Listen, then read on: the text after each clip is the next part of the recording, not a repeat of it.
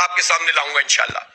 لیکن میری سیٹ پہ جو پی ایس 129 ہے اس پہ میرے ووٹ شو کیے گئے فارم 47 جو الیکشن کمیشن نے جاری کیا وہ شو کیے گئے 26,000، جبکہ ایکچولی مجھے 30,464 ووٹ ملے ہیں. لیکن مجھ سے زیادہ ووٹ آزاد امیدوار جو پی ٹی آئی کے ان کو ملے ہیں. اور میں اتنا ظرف رکھتا ہوں کہ میں اس بات کا اعلان کرتا ہوں کہ پی ٹی آئی وہاں پر اس کا حمایت یافتہ آزاد کینڈیڈیٹ جیتا ہے اور میں اس سیٹ کو اویل نہیں کروں گا. میں اس سیٹ کو اویل نہیں کروں گا.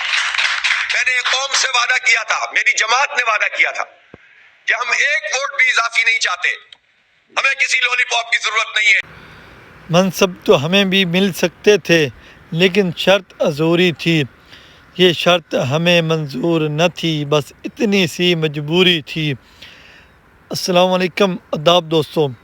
آج حافظ نعیم الرحمن نے پریس کانفرنس کرتے ہوئے کہا کہ جو نشست ہمیں دی ہے یہ میری نشست نہیں بنتی، یہ دراصل آزاد امیدوار جو پی ٹی آئی کے حمایت یافتہ تھا اس کی بنتی ہے. آج اس نے ایک پورے نظام کو ننگا کر دیا کہ یہ کیسے ہو سکتا ہے کہ ایک غلط طریقے سے ملنے والی سیٹ میں کیسے لے لوں. حالانکہ ہمیں خیرات سے نہیں اپنا حق سے چاہیے، ہمیں خیرات نہیں اپنا مینڈیٹ چاہیے. یہاں تو گیم ہی الٹی ہو چکی ہے. افسوس کہ حافظ نعیم الرحمن صاحب جیسا دیانتدار اور ایک نایاب ہیرو اور نایاب موتی آپ کیسے لاؤ گے. یہ وہ لوگ ہیں جو جماعت اسلامی کی تربیت یافتہ لوگ ہیں. یہ وہ لوگ ہیں کہ جو سید مودودی رحمۃ اللہ علیہ تعالیٰ کی تعلیم و تربیت پر چلنے والے لوگ ہیں، جنہوں نے اس ملک و قوم کی خدمت کو اپنا فرض سمجھا ہوا ہے.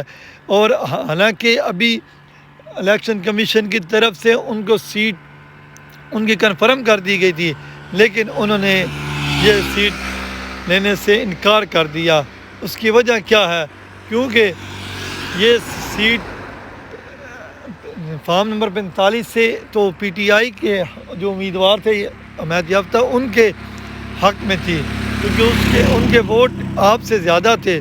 اس لیے آپ نے اعلیٰ ظرفی کا مظاہرہ کرتے ہوئے اپنی جیتی ہوئی نشست کو واپس کر دیا. حافظ نعیم الرحمن کے کہنا ہے کہ ان کی نشست پی ٹی آئی کے آزاد امیدوار نے جیتی ہے. پی ٹی آئی کے ووٹر کے ووٹ کے احترام کرتا ہوں. عوامی مینڈیٹ کے مطابق جیتنے والے امیدوار کا حق ہے کہ وہ اس سیٹ پر جیتے. یہ وہ لوگ ہیں جنہوں نے اس مشکل مرحلے میں بھی اپنی دیانت داری کی اعلیٰ مسائل قائم کی، جس کے پاکستان میں ہی نہیں پوری دنیا میں چرچے ہو رہے ہیں. اور یہ کہ میں اتنا ظرف ہے کہ کسی کے حق پر ڈاکہ نہیں ڈال سکتا، یہ جماعت اسلامی کی دوست و تربیت ہے.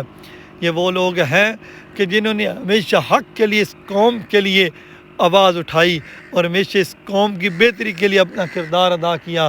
جماعت اسلامی ہی وہ واحد جماعت ہے جس کے عام کارکن سے لے کر لیڈر تک آپ کو ایک اعلیٰ سے اعلیٰ لوگ ملیں گے جو اس ملک و قوم کی خدمت کرتے ہوئے آپ کو نظر آئیں گے.